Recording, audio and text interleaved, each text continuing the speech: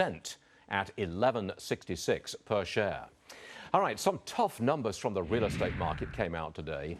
Listen to this. More than 342,000 homes were foreclosed on in the United States just in the month of April. That's a 32% increase from the number of last April, I should say. And it's the second straight month that we've hit a record foreclosure number. Joining me now is Greg Rand, managing partner of Better Homes and Gardens and with Rand Realty. Greg, welcome to the program. Thank you. Good to be here. Now, my initial reading is 342,000 foreclosures in 1 month. That was April.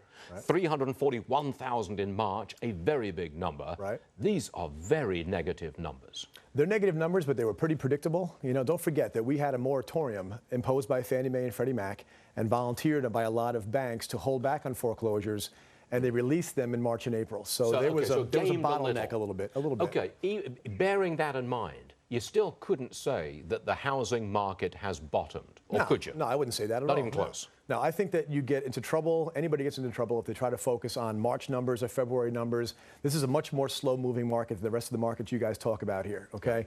What's happening in 2009 is that we are processing a correction that until this is done, we're not going to see a recovery. Recovery's down the line. It's next.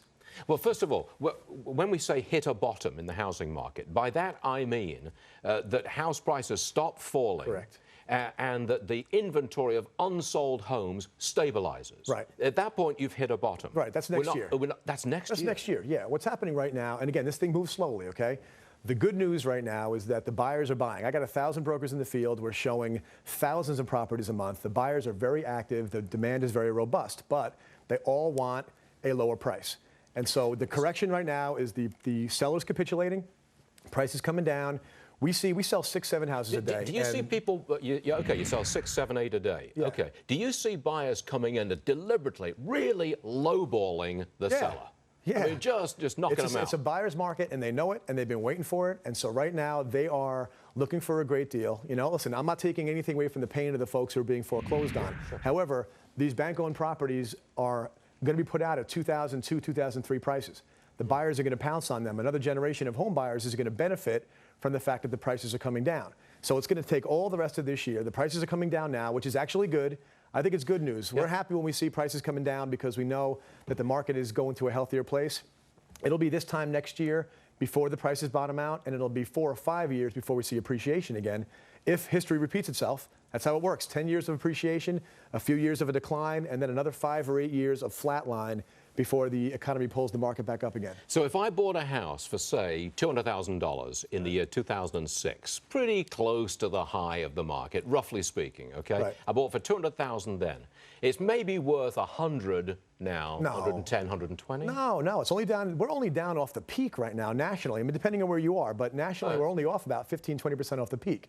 So your house is still worth better than 150, okay? It's going to end up flattening around there, and you better pay that puppy down because you're not going to see appreciation on the value of the house for a while. Okay, when am I going to get back to 200,000 bucks? 2014. 2014? No, I'm sorry. You're going to go back to appreciation in 2014. You're going to get back to 200 grand 2018? You're something kidding like that? No. 10, 11 years from now, That's before I get back to where I was in 2006. But you get a tax deduction, you pay the thing down, you trade up, you'll be in a different house by then. Listen, people know in their hearts that the real estate market is resilient. They have faith in it. Why are we selling so many houses right now? We used to sell 10 and 12. Now we're selling 6 or 7.